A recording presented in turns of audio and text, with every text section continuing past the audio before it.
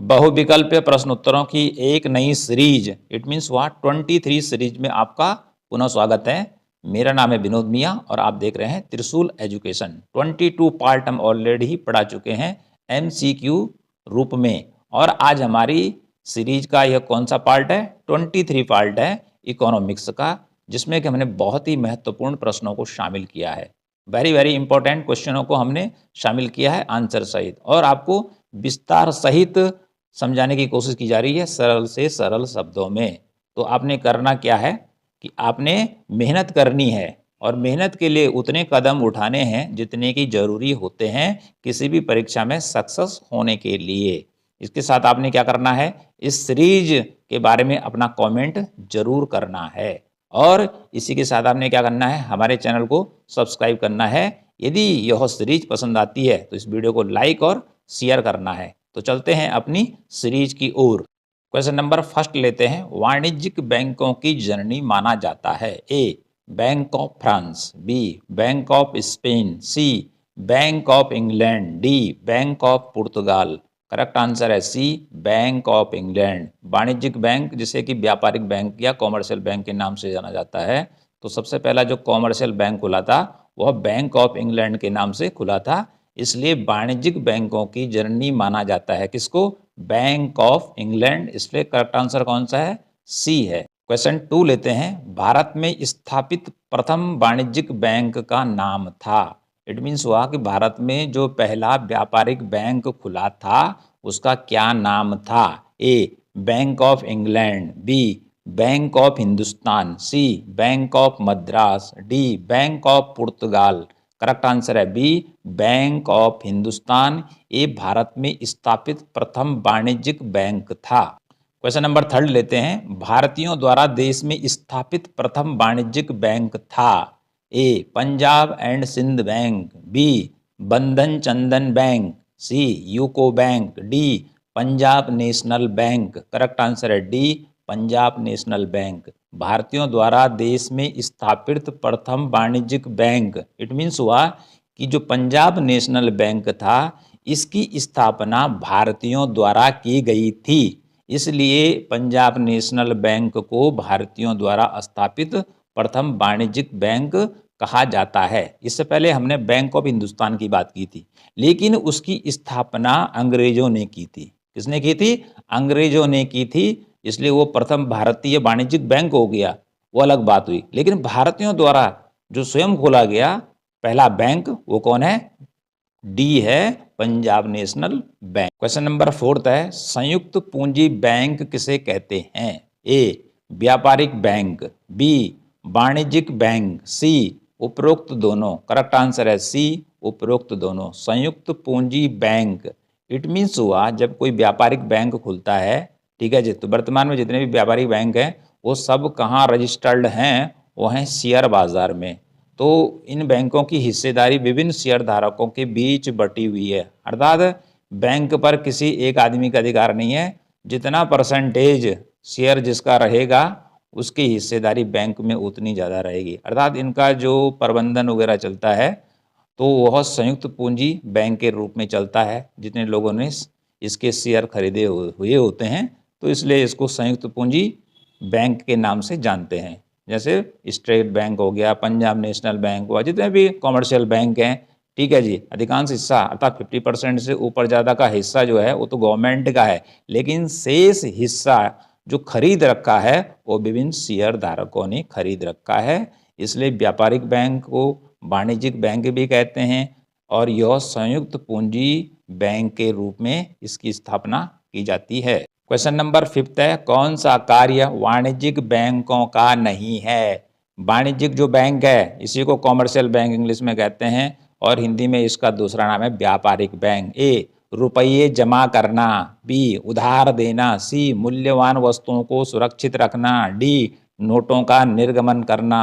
Correct answer है D, नोटों का निर्गमन करना। ये गलत है। ये रुपये जमा करना, जब आप किसी बैंक में जाते हैं तो वहाँ पे आप अपना खाता खोल के रुपये जमा कर सकते हैं, ठीक है। बैंक लोगों को उधार देता है। मूल्यवान वस्तुओं को सुरक्षित रखना, इट मीन्स हुआ सोना चांदी हीरा या अन्य जो डॉक्यूमेंट है बैंक क्या करता है, लॉकर की सुविधा देता है, तो लोग अपने वहाँ मूल्यवान वस्तुओं को बैंक में रखते हैं। तो it means A B C तीनों के तीनों जो बातें हैं या कार्य हैं वह वाणिज्यिक बैंक के हैं। क्वेश्चन नंबर 6, किसे साख निर्माण की फैक्ट्री कहते हैं? बहुत ही महत्वपूर्ण प्रश्न है। A reserve bank of India, B व्यापारिक बैंक, सी भारतीय जीवन बीमा, D HDFC life insurance. Correct answer है बी व्यापारिक बैंक। साख निर्माण कौन करता है? साख निर्माण करने का काम व्यापारिक बैंक करते हैं।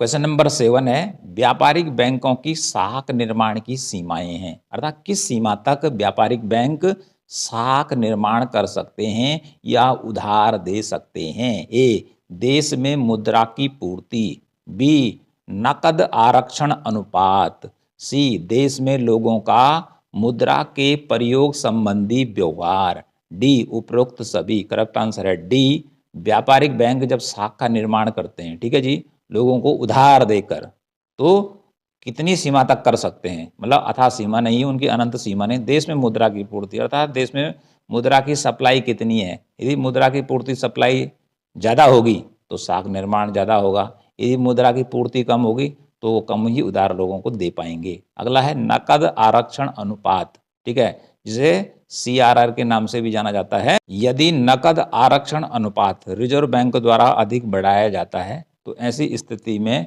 बैंकों के पास पैसों की कमी हो जाती है। ओके जी, बढ़ाने पर तो ऐसे में साख निर्माण कम होगा।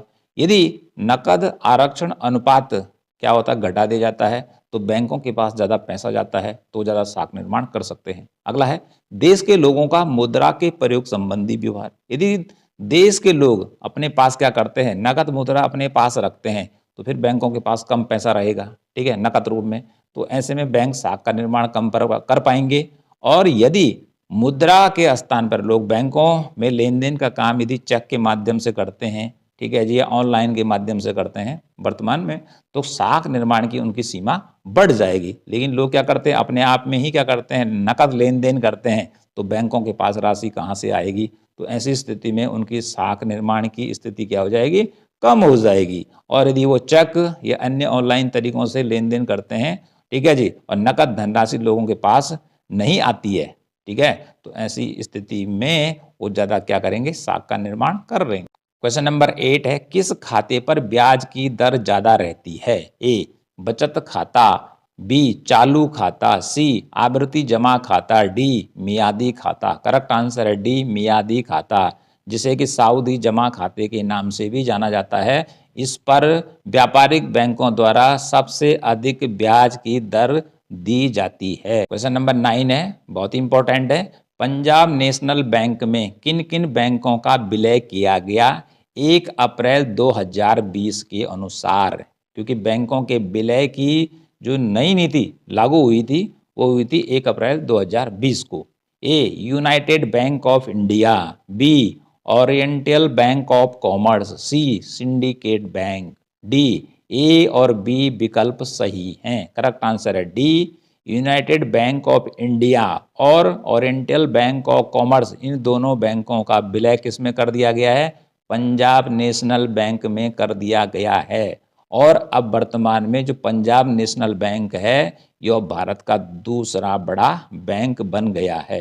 क्वेश्चन नंबर 10 लेते हैं, सार्वजनिक क्षेत्र के बैंकों की वित्तीय स्थिति में सुधार लाने के लिए सरकारी योजना का नाम है। सार्वजनिक क्षेत्र के बैंक कौन कहलाते हैं, पब्लिक सेक्टर के बैंक इसे इंग्लिश में कहते हैं। सार्वजनिक क्षेत्र के बैंक इट मीन्स वह सरकारी बैंक। तो सरकारी बैंकों की वित्तीय स्थिति में सुधार लाने के लिए, ठीक है, सरकार ने एक योजना चलाई है, सेंट्रल गवर्नमेंट ने, उस योजना का नाम बताना है। ए इंद्रधनुष, बी महाधनुष, सी वित्तीय सुधार योजना, डी बैंकों का कोटीकरण।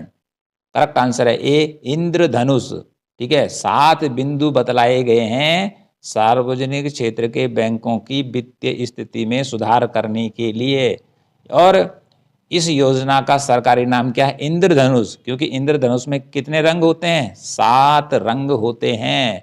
तो इंद्रधनुष नाम की योजना सरकार चला रही है सार्वजनिक क्षेत्र के बैंकों की वित्तीय स्थिति को सुधारने के लिए। नेक्स्ट क्वेश्चन है 11, भारत की प्रथम डिजिटल करेंसी का नाम क्या है, जो कि 1 दिसंबर 2022 यानी कि 1 दिसंबर 2022 को जारी हुई भारत सरकार के द्वारा या रिजर्व बैंक ऑफ इंडिया के द्वारा। ए डिजिटल रुपया, बी ई रूपी, आगे साइन भी बना रखा है ई रूपी का, C Central Bank of Digital Currency, D उपरोक्त सभी।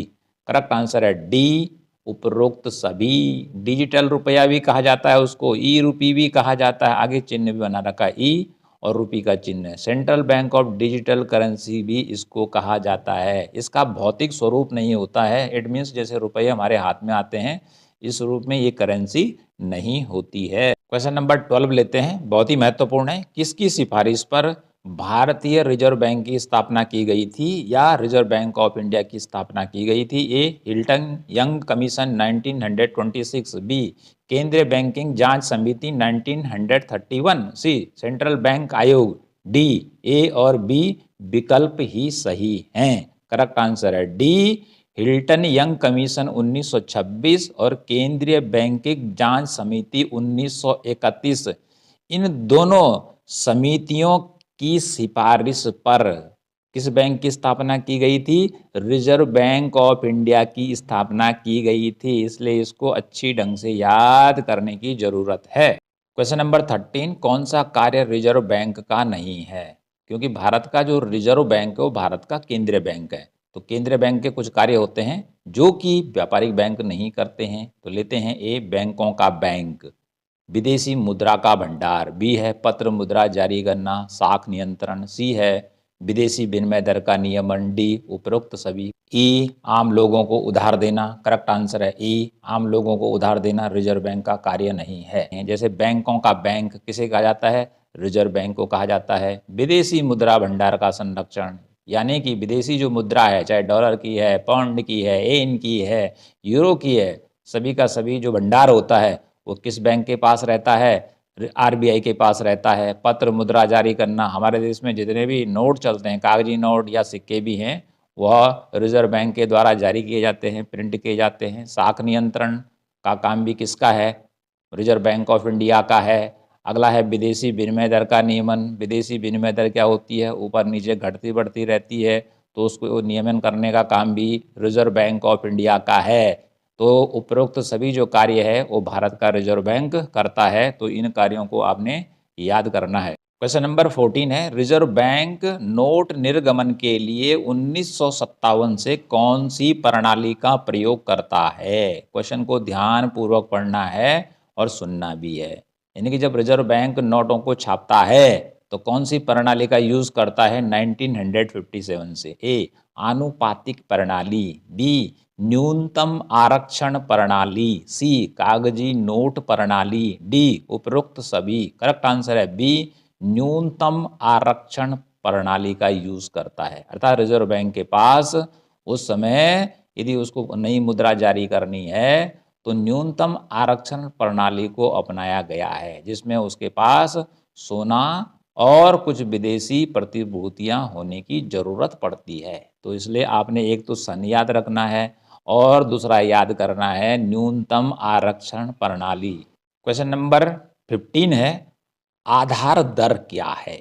ए यह एक ब्याज की दर है, बी इस दर से कम कोई भी अनुसूचित वाणिज्यिक बैंक, सी अपने ग्राहकों को ऋण नहीं दे सकता है, डी उपरोक्त सभी। करेक्ट आंसर है डी आधार दर के संदर्भ में यहाँ कह सकते हैं हम कि यहाँ पर ए बी सी रूप में हमने आधार दर की परिभाषा लिखी हुई है। तो रिजर्व बैंक ने अपने अधीनस्थ जितने भी व्यापारिक बैंक हैं उनको एक गाइडलाइन जारी कर रखी है। क्या बतला रखा है कि एक न्यूनतम ब्याज दर से नीचे आप किसी को भी उधार नहीं देंगे। ठीक है जी, माना कि उसको मान लिया कि 5% मान लिया, ठीक है, आधार दर उदाहरण के लिए, तो इस दर से नीचे आप किसी भी व्यक्ति को उधार नहीं देंगे। ओके, ऊपर है, ठीक है, 5 से ऊपर है, 6 है, 7, वहां तो देंगे क्योंकि उस पर तो फायदा हो रहा है। और आधार दर से नीचे देने पर क्या है? बैंकों को नुकसान हो रहा है। इसलिए इस परिभाषा को आप देख लेंगे आधार दर के संदर्भ में, जो कि रिजर्व बैंक के द्वारा निर्धारित। क्वेश्चन नंबर 16 है, रिवर्स रेपो रेट है। कितना प्यारा क्वेश्चन है। रिवर्स रेपो रेट है। ए, जब वाणिज्यिक बैंकों के पास ज्यादा धन होता है। बी, रिजर्व बैंक ऐसी स्थिति में उनसे उधार लेकर। सी, उन्हें जिस ब्याज का भुगतान करता है। डी, उनसे जो ब्याज प्राप्त करता है। ई, डी विकल्प गलत है, बाकी सभी विकल्प सही हैं। करेक्ट आंसर है ई, डी विकल्प जो है, इनसे जो ब्याज प्राप्त करता है। रिजर्व बैंक व्यापारी बैंकों से ब्याज प्राप्त नहीं करता है, इसलिए ए बी सी जो है वो तीनों के तीनों रिवर्स रेपो रेट के संदर्भ में सत्य हैं। यानी कि जब वाणिज्यिक बैंकों के पास ज़्यादा धन हो जाता है बैंकों के पास, ठीक है, जैसे स्टेट बैंक हो गया, पीएनबी हो गया, तो ऐसी स्थिति में रिजर्व बैंक क्या करता है, उनसे उधार ले लेता है अतिरिक्त रुपये, ठीक है जी, और उतने रुपए क्या करते हैं, बैंक रिजर्व बैंक को दे देते हैं, और रिजर्व बैंक उसके बदले इन्हें क्या देता है, ब्याज देता है, जिससे बाजार में क्या हो जाती है, तरलता की कमी हो जाती है। अर्थात कुल मिलाकर बाजार में मुद्रास्फीति को रोकने के लिए, या जब बैंकों के पास ज़्यादा धन जमा हो जाता है और लोग उधार नहीं लेते हैं, तो ऐसी स्थिति में रिवर्स रेपो रेट का यूज किया जाता है। क्वेश्चन नंबर 17 है, नकद आरक्षित अनुपात क्या है, जिसे इंग्लिश में कहते हैं CRR, cash reserve ratio.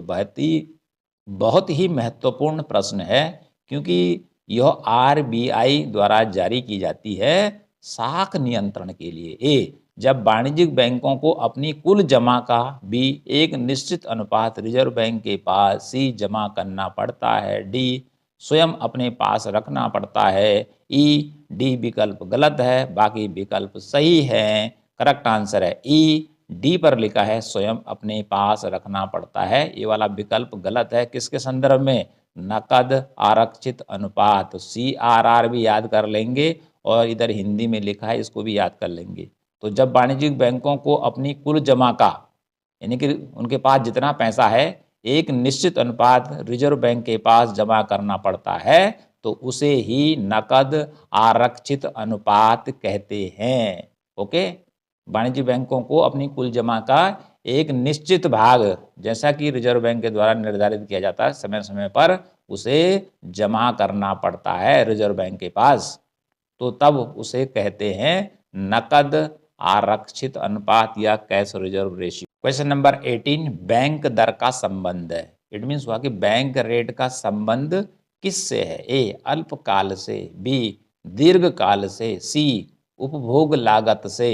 D, निवेश लागत से। करेक्ट आंसर है बी, दीर्घकाल से। बैंक दर, रिजर्व बैंक के द्वारा जिस दर पर अपने अधीनस्थ व्यापारिक बैंकों को उधार दिया जाता है, उसे बैंक दर कहते हैं, और ये परसेंटेज में रहता है।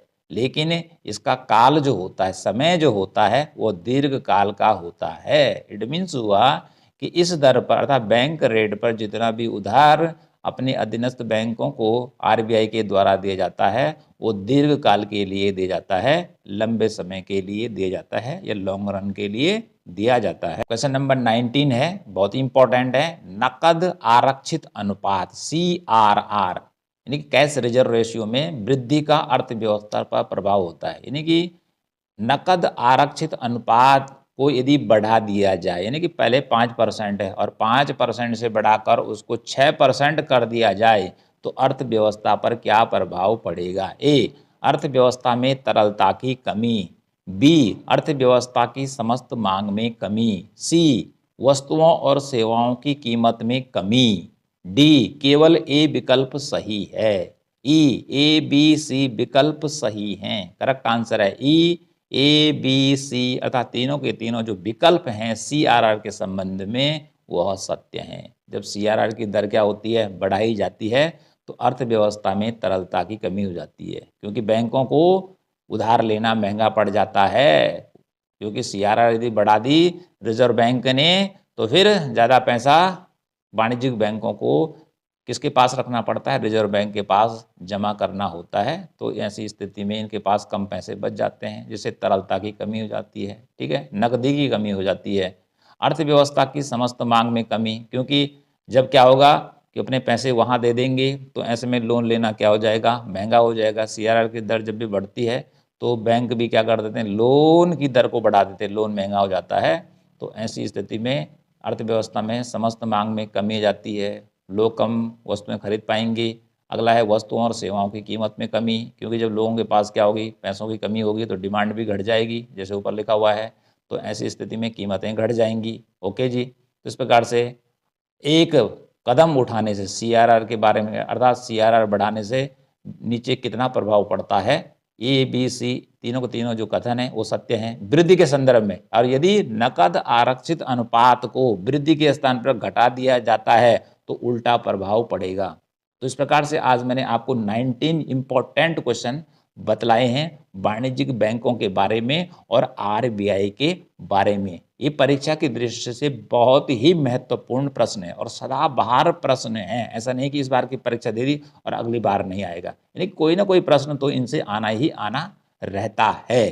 तो इनको आपने याद करना है। साथ ही आपको ये सीरीज कैसी लग रही है कमेंट करना है। और इसी के साथ आपने क्या करना है, सामने जो हमारी ID दे रखी है उस पर हमें फॉलो करना है।